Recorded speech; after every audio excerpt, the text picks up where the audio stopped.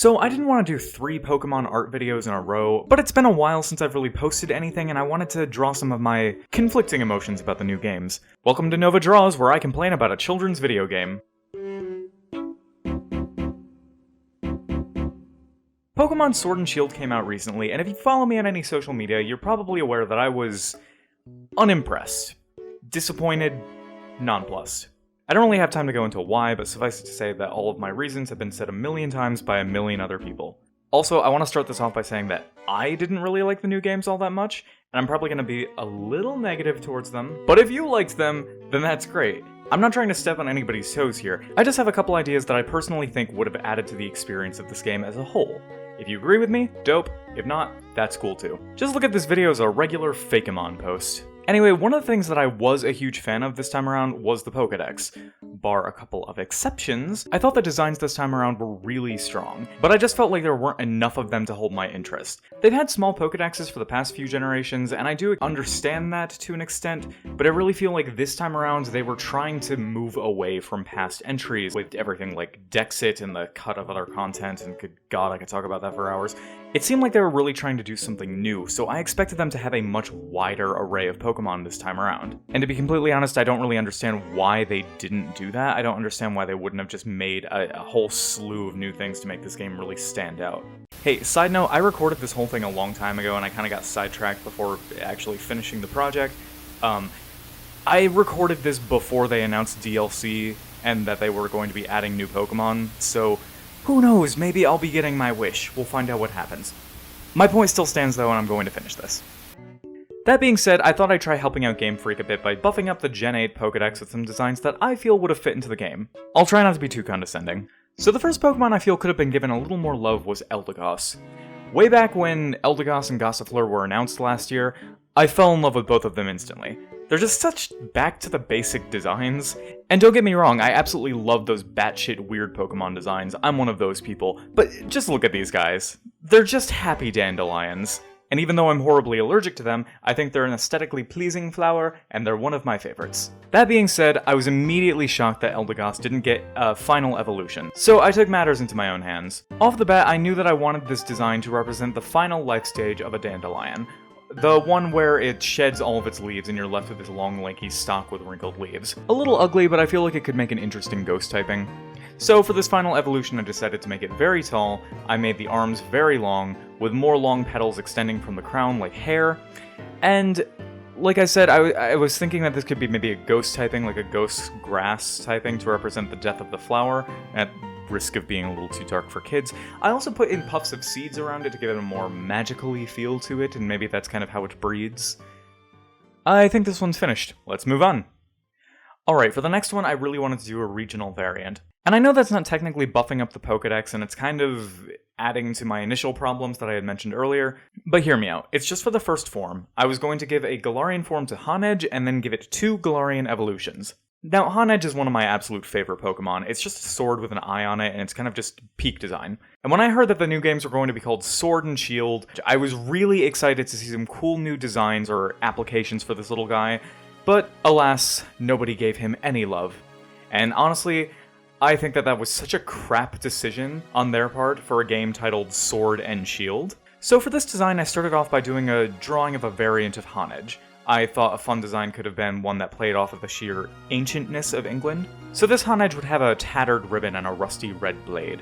For story purposes, I'd say that this Honedge was abandoned thousands of years ago by its trainer, and since then it's been waiting in the stones and rubble for a trainer to come find it and give it another purpose. And I've been really obsessed with weapons restorations videos for some reason.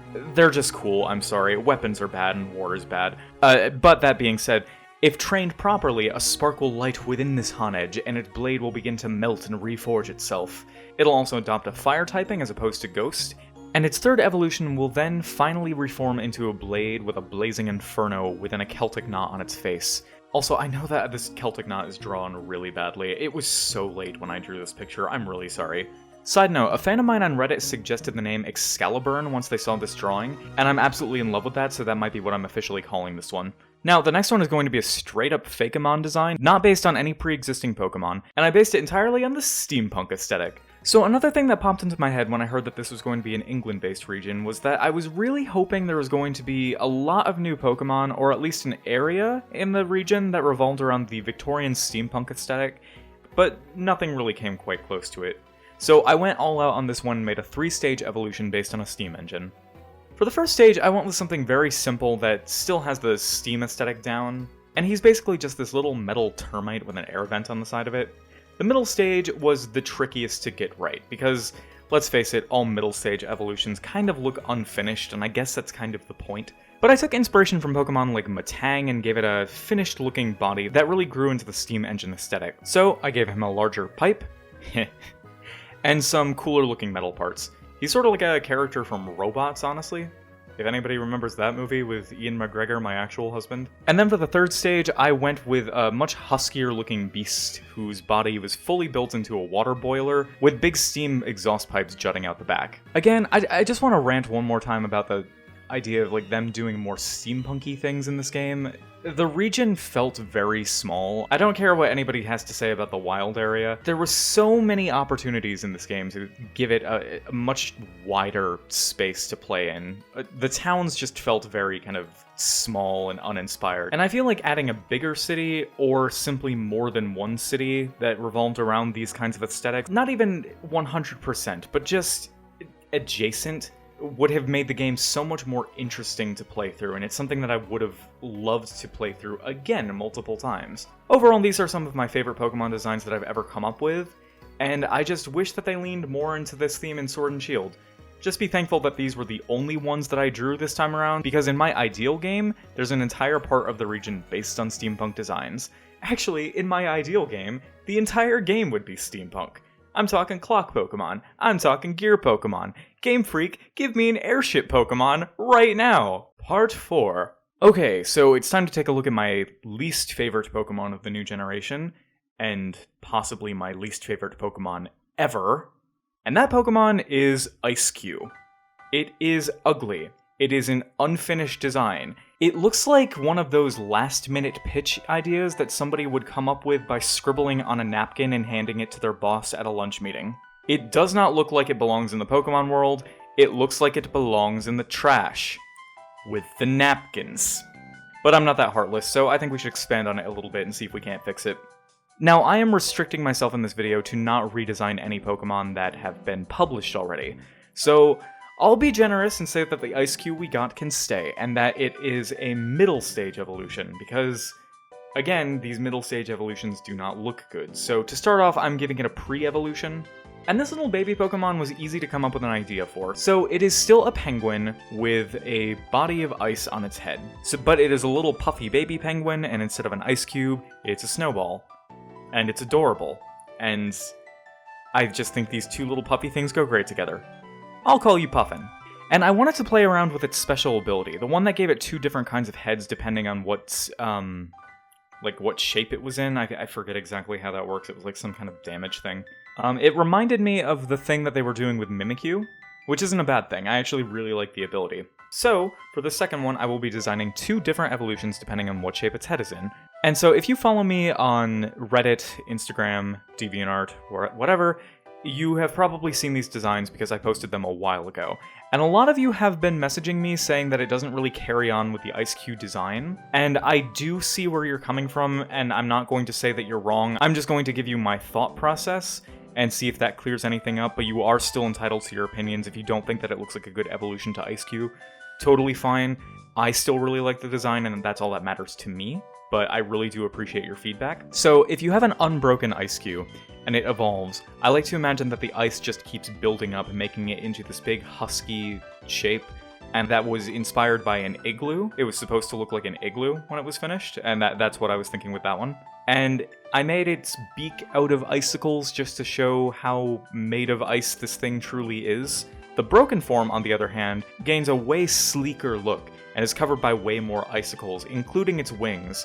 And this is to not only give it some cool blade-looking designs, but it's also to show the concept of melting ice. And another thing I added here is that both of these 2 evolutions were based somewhat on the Sami people of Sweden, and I think that could have been a good way to tease a possible Scandinavian-themed region in the future. I don't have a fully fleshed out idea of what this would be yet, but I was thinking that somewhere far in the north of the region you could find these Pokemon, and a couple of NPCs based on the Sami. And so there, I fixed my least favorite Pokemon of all time. So next up is another entire Fakemon design, and this one would hypothetically hail from a Scotland region off the coast of Galar that the player could explore in the post-game. If there was one. Hey, from the future again. I was wrong. This area would be very forested and feature many rare Pokemon, as well as hot men in kilts with bagpipes, just playing on the mountaintops, herding their sheep, serenading the player as they travel through the region, undisturbed by anything besides these beautiful men. Anyway, it's a forest cat. I'm drawing a Scottish forest cat as a Pokemon. Basically, this is going to be a dark-type cat that has leaves incorporated into its design, as well as bright, glowing green or yellow eyes for seeing in the dark. I don't know if they've done this yet, but I cannot think of a single cat Pokemon that has actual glowing eyes, and I feel like in a region of the world where cats were seen as fairies, that would have been a really good idea. Actually, this might even have a fairy type. Like Dark Fairy, maybe the grass is just a ruse? I don't know. The second form gets more leaves on it, and the mane is made of a berry bush. Generally, it's as big as a bobcat, and I'm thinking maybe dark grass for the forms, or maybe fairy grass or dark fairy. I just really like cats and Pokemon, and I really like cat Pokemon. And I can already hear a lot of you guys telling me that we already had a cat Pokemon in the form of Galarian Meowth, and to that, I just have one thing to say to you. Okay, putting the dancing cats away now, we've got a much bigger animal to tackle, and that is Rapidash. A design which I admittedly kind of got a little carried away with, but I digress. I love Rapidash. I don't know what it is about the design because I'm really not that into horses, but the minute you set a horse on fire, it just looks awesome. I was really excited when I saw that we were getting a magic-themed Ponyta, thinking, oh shit, we're finally getting a unicorn Pokemon. And they had already announced Galarian evolutions, so I thought, hey, unlikely, but maybe we'll get an evolution of Rapidash. Maybe a Pegasus. And then it just stopped at this. And you know, it's not a bad design. I actually really like this one. It's a little more desaturated than I thought they were going to be going for, given the last one was a horse that was on fire, but, yeah, magic horse. I get it. I like it. But it was a little anticlimactic, so I thought maybe we'd just add a couple of things to this, see where we can go. Going into this, I really wanted to go all out. Unicorns are a fantastic staple of European mythology.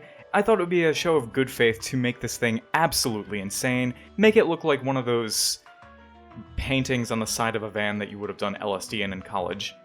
And I think I came close. It's still kidsy, it's got a full rainbow mane made out of magic smoke, and it blends in with a big pair of wings on its back. Glowing eyes, the works. I can definitely see this on the side of a drug van.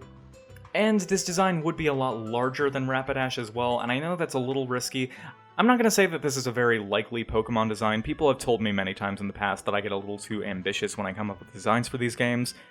So what? If anything, I could see this being like a Mega Evolution or, God, a Gigantamax Evolution. I hate those things so much. But, point still stands. As much as this design might have gotten away from me, I do think that it still could have had a place in Pokemon if they wanted to add to the Rapidash line instead of just giving it a little spotlight. All things considered, maybe it doesn't look like it fits into the Pokemon IP, but it works for me, and that's all that matters. Plus, it's a gay icon, and I think Pokemon could use more of that kind of representation. Ooh, idea actually. What if you can get different colors for different pride flags? Hey, a horse for me! And last, I wanted to expand on a line that I was so furious that they did not include this gen, and I'm just gonna jump right into it and tell you what it is. It is a Dragon and Steel-type Edie. I'm telling you this right off the bat because I cannot fathom how they missed this opportunity. For starters, it really seemed like they were trying to make Edie a second mascot after the Let's Go games succeeded, and then they even gave Edie a special Gigantamax form this time around, so they didn't forget about that. Second, they have historically done new evolutions for every other generation, and this was the generation they were supposed to do that again. And third, I don't think I've stressed this enough yet, this game was called Sword and Shield. It was set in an England-themed region, and they couldn't think to add any cool English mythology stuff into the main story, like a monarchy or maybe a compelling story about knights fighting a dragon. The least that they could have done was add a knight Eevee and a dragon Eevee as a wink to the mythology buffs. I could complain about this so much more because I have got like an hour's worth of complaints about this topic, but for now let's just make some new Eevees. So, like I already said, my idea behind these two was that there was going to be an Eevee based on a dragon and an Eevee based on a knight. Let's call them Wyvion and Knightion. Or maybe Palladion? Like Paladin? I can't decide really. In terms of the story though, I think it would be really interesting if the good guy representatives had a Knightion, and the bad guys, whoever they were, had a Wyvion. And then there could be some enigmatic third party from Kalos who comes along with a Sylveon to complete the trifecta, because these three types are actually strong against each other. So together they would have been like a new Jolteon, Vaporeon, and Flareon, kind of. Also, hey, that's another reason why this would have fit really well. Reason number 4. We already know that Kalos fought a war thousands of years in the past, but we never actually found out who that war was against. So if you want to tie this into real-world history a little bit, it could be that the war between Kalos and this other region was a representative of the war between France and England, so it would be Kalos and Galar. So you could have references to Kalos all over the place. You could just have people coming in from France with their cool French Pokemon. It would have just been connectivity. It would have been lore building. So for these designs, I based the Steel Eevee on armor and blades, making it a great Pokemon both offensively and defensively. The dragon type I wanted to base a little bit on Toothless from How to Train Your Dragon, but with more bright colors that really pop. Also, after this video finished up, I noticed that there were a couple of things that I could have added to this, which I forgot to record, so I'm sorry about that. Either way, I think that these two turned out really good. And there you have it. Here are all of my babies. Again, I don't want anybody to think that I hate the new Pokemon games, even though I may have sounded like I hated the new Pokemon games. I was just really disappointed in Game Freak because they did not have what I wanted personally, and I get that that makes me kind of annoying. If they met your expectations, I'm happy that you had a good time. Me, on the other hand, I just thought I'd buff it up myself until my expectations were met, at least in my own imagination, and I couldn't be happier with the results. Hey guys, this one took a really long time to make. This project was a bit of an undertaking, but I had a lot of fun doing it, and now that I have this stuff already made, I kinda can't wait to do more of it in the future. So just let me know if this is something that you guys liked watching and if you want to see more of it, because I do have a lot of other ideas that are kind of just in my mind right now that I like to put on paper. Also, if you have ideas for things that you'd like to see me draw in the future besides Pokemon, or if you want to see me do different types of Pokemon things, if you just want to see more Pokemon stuff, I comb through the comments all the time, so feel free to leave me a suggestion. Also, if you're not already, consider following me on all of my different social media. Obviously that includes YouTube, but I will put links to my Instagram, my Tumblr, my website down below, and also my commission information if you're interested in seeing yourself as a Pokemon trainer, or anything else that you would want me to draw for you personally and you might want to pay for. Because a couple things about me: I need rent money, and I like to draw. And those are my two defining characteristics, so if I can find a way to combine those two, I'll be pretty happy about it. Anyway, I hope you guys have a fantastic day or night, and I'll see you the next time I post something. Peace.